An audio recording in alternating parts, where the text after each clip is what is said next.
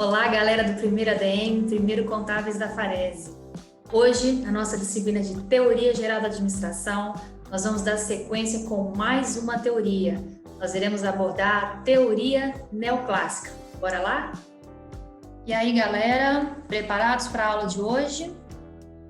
Nessa aula, nós vamos falar a respeito da teoria neoclássica da administração. Em aulas anteriores, nós vimos a teoria clássica e agora nós vamos ver a teoria neoclássica. Seria um retorno àquela teoria clássica, porém com algumas reformulações, com um novo layout. Vamos lá? Quais são os pontos que nós vamos abordar na aula de hoje? Nós vamos ver as características da teoria clássica, nós iremos ver também a administração como uma técnica social, quais são os aspectos comuns às organizações, os princípios básicos da organização. Vamos falar também sobre a centralização e a descentralização, as funções do administrador e a apreciação crítica dessa teoria. Então vamos lá. Quais são as características da teoria neoclássica? A primeira delas é ênfase na prática da administração.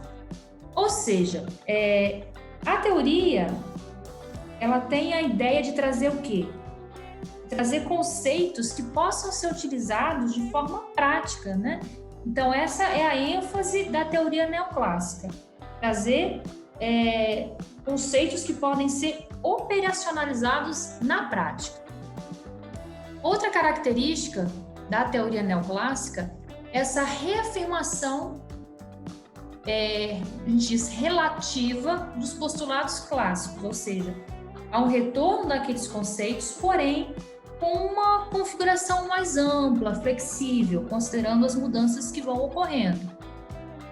A terceira característica, ênfase nos princípios gerais da administração, que seriam planejar, organizar, dirigir e controlar. Aí os autores, né, os autores neoclássicos, eles têm uma preocupação muito grande em estabelecer os chamados princípios gerais da administração, né? Os princípios que vão orientar o administrador na condução e no desenvolvimento de suas funções. E aí, o que acontece? Cada autor ele vai definir como que o administrador deve fazer essas funções dele, que é planejar, organizar, dirigir e controlar. E aí cada um vai trazer os seus princípios. Eu coloquei como exemplo ali, o Alvin Brown, ele chegou a coletar 96 princípios gerais da administração. Então, cada autor ele vai trazer ali os seus princípios que ele acha que são pertinentes às funções do administrador. A quarta característica é ênfase nos objetivos e resultados. Então, é o foco dessa teoria neoclássica, essa importância aos objetivos e aos resultados. Ecletismo de conceitos. Apesar dessa teoria ela ser um retorno a alguns pontos da teoria clássica, na verdade, ela é muito eclética nesse sentido de que ela absorve também o conteúdo de outras teorias administrativas que são mais recentes. Administração como técnica social. O que seria isso? Os neoclássicos, eles consideram que a administração é orientar, dirigir e controlar esforços de um grupo de indivíduos para o quê? Para um objetivo. Então, como a gente trabalha com um grupo para alcançar um objetivo, a gente entende que a administração é o quê? É uma técnica social, ou seja, envolve pessoas. Logo, a administração é a coordenação de atividades grupais. Aspectos comuns às organizações. Aqui, nós estamos falando daquelas organizações formais, tá? Quanto aos objetivos, o Drucker, ele salienta 3 aspectos principais das organizações.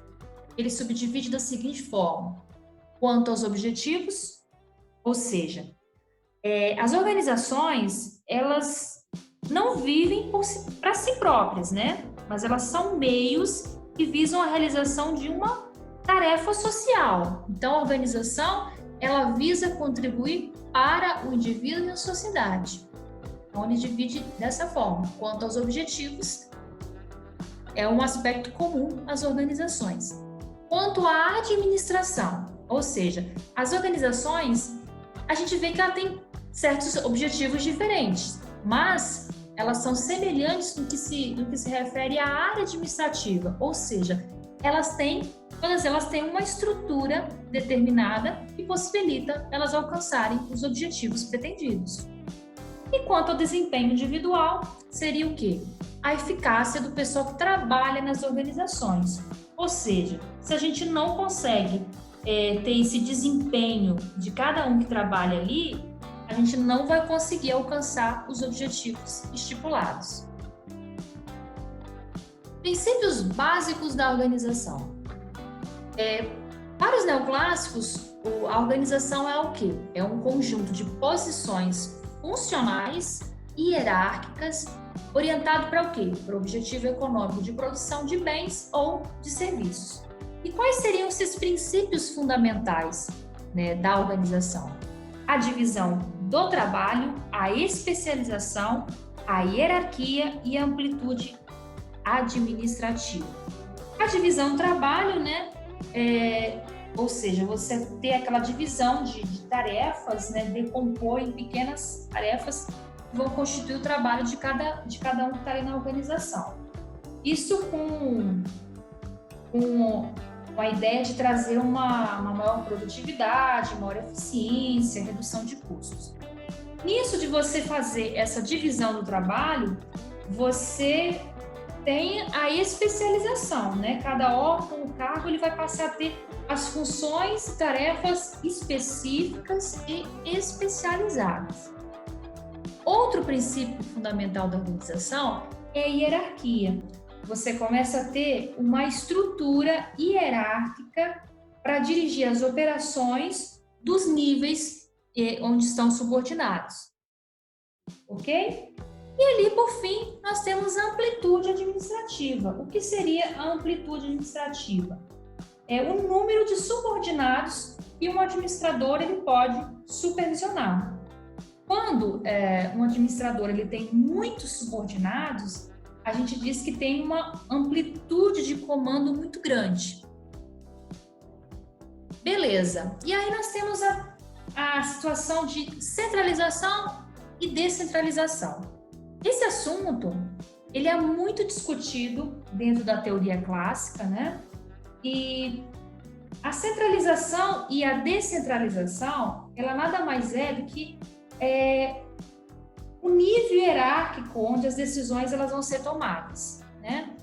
Então, na centralização, a autoridade para tomar decisões, ela está concentrada no topo da organização, ao passo que na descentralização, a autoridade de tomar decisões, ela é deslocada para níveis inferiores, os níveis mais baixos da organização, né? E aí, qual é a vantagem e desvantagem de cada uma? Cada uma delas vai apresentar vantagens e desvantagens que nós vamos ver a seguir. Centralização. Qual é a vantagem que a centralização pode trazer? Olha só, as decisões, elas são tomadas por administradores que têm uma visão global. Porém, a desvantagem é a decisão ela é tomada na cúpula, que muitas vezes ela está o quê? Eles não conhecem muitos fatos porque estão distantes deles. Vantagem. Os tomadores de decisão no topo são mais treinados e preparados que os níveis inferiores. Porém, é aquela situação. Eles estão lá no topo, são treinados e preparados, mas muitas vezes em pouco contato com as pessoas e com a situação. Vantagem. Elimina esforços duplicados de vários tomadores de decisão, reduzindo assim os custos. Vantagem. Qual seria a desvantagem? As linhas de comunicação ao longo da cadeia provocam demora e maior custo operacional, ou seja, até que a decisão chega, demora muito. É uma desvantagem. Vantagem. Algumas funções, como por exemplo de compras e de tesouraria, elas permitem maior especialização e vantagem quando é centralizado. Porém, qual a desvantagem? As decisões, elas passam pela cadeia escalar, vão envolvendo pessoas intermediárias. Isso possibilita o quê? Distorções e erros de comunicação nas decisões. Aqueles ruídos, lembra que comentamos nas aulas anteriores? Muitas vezes acaba que a decisão que é tomada lá no topo, quando chega aqui embaixo, no outro nível inferior, ela já veio distorcida, já veio com vários erros de comunicação. Já não representam a realidade. Descentralização. Quais são as vantagens e desvantagens que elas podem trazer? Vantagem: as decisões são tomadas mais rapidamente pelos próprios executores da ação, ou seja, eles estão ali, estão vivendo a situação, estão no meio dela, tem a possibilidade de agir, eles agem ali, rapidamente. A desvantagem: pode ocorrer algumas vezes falta de informação e coordenação entre os departamentos envolvidos, e aí você não toma a melhor decisão. Vantagem: os tomadores de decisão são os que têm maior informação sobre a situação, porque eles estão perto da situação, estão vivendo ali o dia a dia. Qual a desvantagem disso? Maior custo pela exigência de melhor seleção e treinamento dos administradores médios, ou seja, para que eles possam tomar atitudes corretas e adequadas no momento certo ali, eles vão ter que ter o quê? Todo um treinamento e uma seleção para que esses administradores eles tenham competência para agir. Não é só delegar uma responsabilidade para eles. Vantagem: maior participação no processo decisório, promove maior motivação e moral elevado entre os administradores médios. Lógico, se eles conseguem participar mais do processo, eles se sentem mais motivados e engajados, ok? Qual a desvantagem? Risco de subobjetivação. O que seria isso? Os administradores médios ali, eles podem acabar defendendo mais os objetivos dos seus próprios departamentos, ou seja, olhando mais o lado deles do que os objetivos como um todo, os objetivos empresariais da organização, ok? Qual outra vantagem? Proporciona excelente treinamento para os administradores médios. Desvantagem: as políticas e departamentos podem variar entre os departamentos, ou seja, às vezes as decisões não são unificadas, padronizadas, né? Acaba tendo essa variação muito grande entre um departamento e outro. Funções do administrador.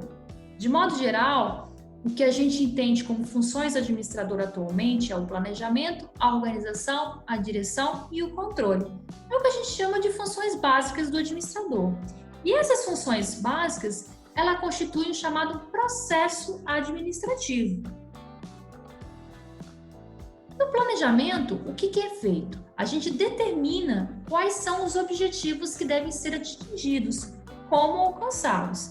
E aí esses objetivos, eles podem ser desmembrados de acordo com a escala hierárquica, né? Você tem desde os objetivos organizacionais, que estão lá no topo, até as normas, que são as regras de cada procedimento, que são bem mais detalhadas, que estão com um nível hierárquico inferior. Além da hierarquia de objetivos, você tem também uma hierarquia do planejamento. Lembrando que nós temos 3 tipos de planejamento, né? Que é o estratégico, o tático e o operacional. Quanto ao conteúdo, o planejamento estratégico ele é mais genérico, né? E abrangente para toda a organização. Ele é feito a longo prazo e ele aborda a empresa em sua totalidade.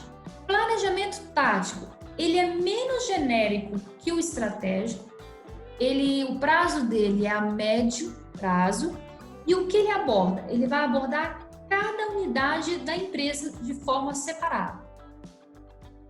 O operacional, ele já é detalhado, específico, analítico, e ele é feito para um curto prazo, e ele vai abordar cada tarefa ou operação que é realizada na empresa. Organização. A organização, ela consiste em quê? Em determinar as atividades específicas necessárias ao alcance dos objetivos planejados. E aí nós temos a especialização. A organização também consiste em quê? Em agrupar as atividades em uma estrutura lógica. Isso a gente chama de departamentalização. E por fim, designar as atividades às específicas posições e pessoas. Isso seria cargos e tarefas. Direção. A direção, ela está relacionada com a ação e a atuação com os recursos humanos da empresa.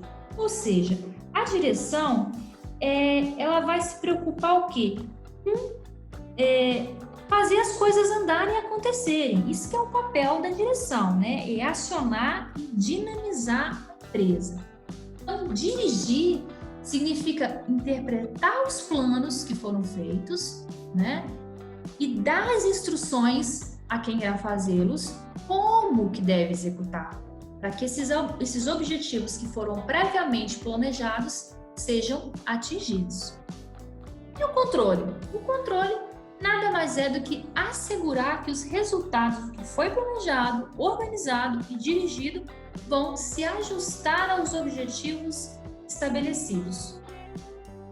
Qual é a apreciação crítica da teoria neoclássica? Nós vimos então que na teoria neoclássica nós temos uma ênfase muito grande no processo administrativo. Planejar, organizar, dirigir, controlar. Também é dado muita ênfase nos objetivos e resultados. E ainda presenciamos um certo conservatismo nessa teoria. Essa foi então mais uma teoria da administração, teoria neoclássica. Na próxima aula, nós daremos sequência com mais uma teoria. Até lá, forte abraço!